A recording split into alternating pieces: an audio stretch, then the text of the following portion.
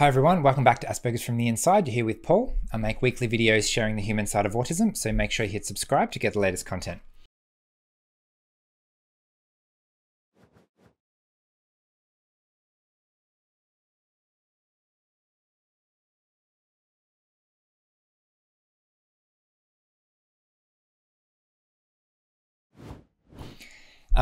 So I don't know about you, but I find that when I'm on the verge of burnout, I enter something that I would like to call power saving mode.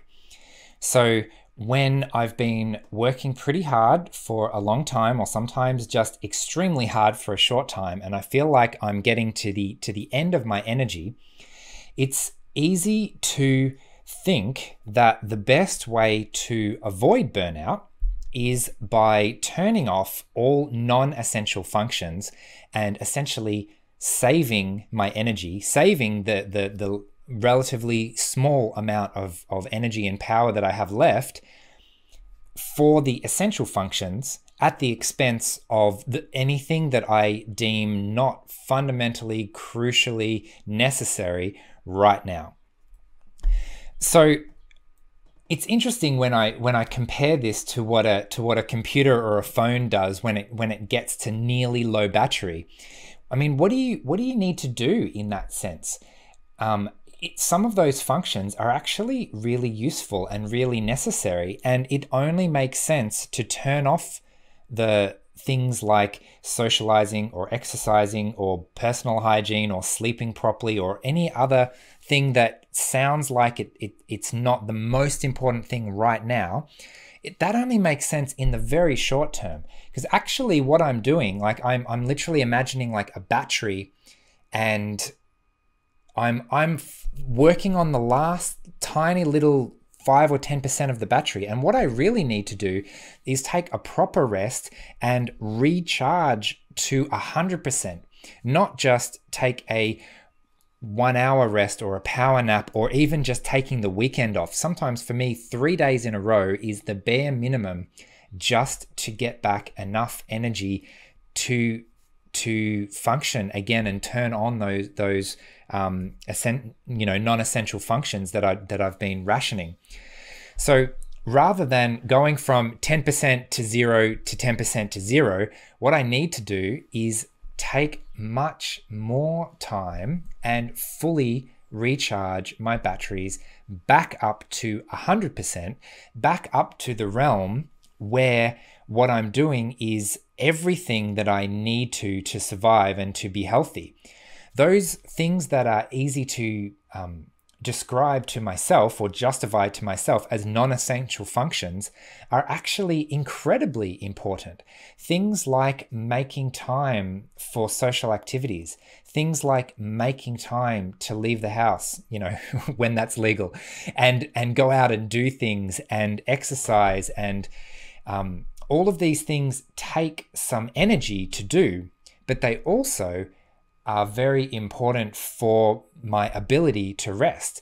I've talked about this in previous videos, where actually resting requires me to be exhausted physically. And if I've been sitting at home watching a screen all day, then I'm not exhausted physically, even though I might be exhausted mentally. So what I need to do is essentially go out and tire myself out so that I can sleep adequately and recharge my batteries all the way back up to 100%. Socializing is another really important example. I think I relax best in the company of other people.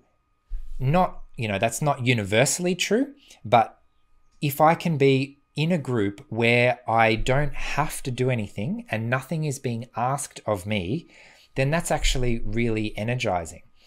However, to get myself into that position requires energy enough to dial into a Zoom call, to leave the house, make a phone call, go to a tennis club or something. It always requires some energy up front to get to that point.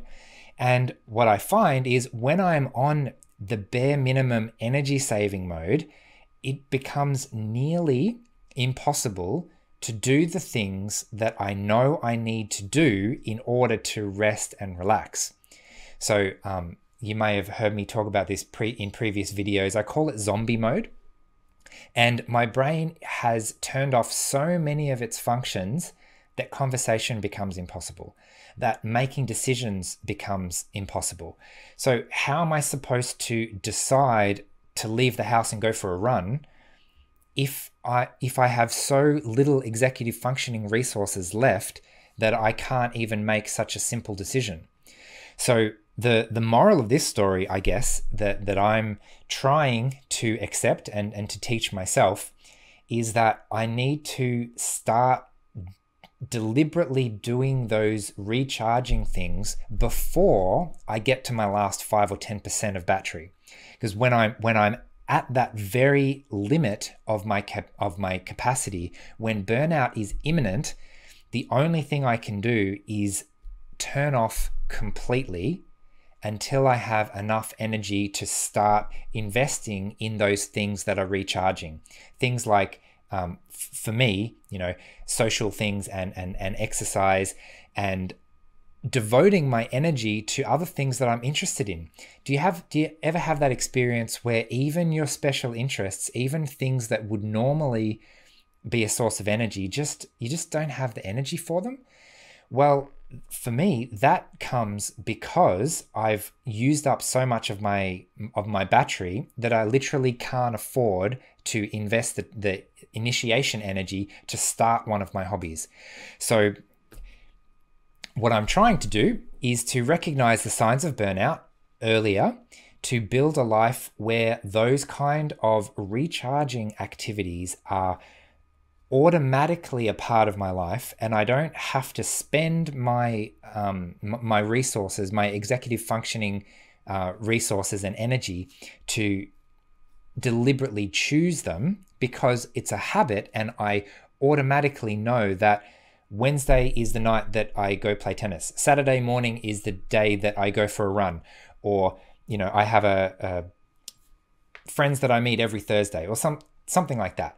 And that way, I make sure that I'm prioritizing these re-energizing things all the time, rather than getting to power saving mode where they are suddenly classified as not necessary, not critical, and so I end up forgetting about them all. Anyway, so this has been a video on burnout and power saving mode and how to avoid burnout. Hope you found it interesting. Stay tuned for another video next week. Thanks. Bye.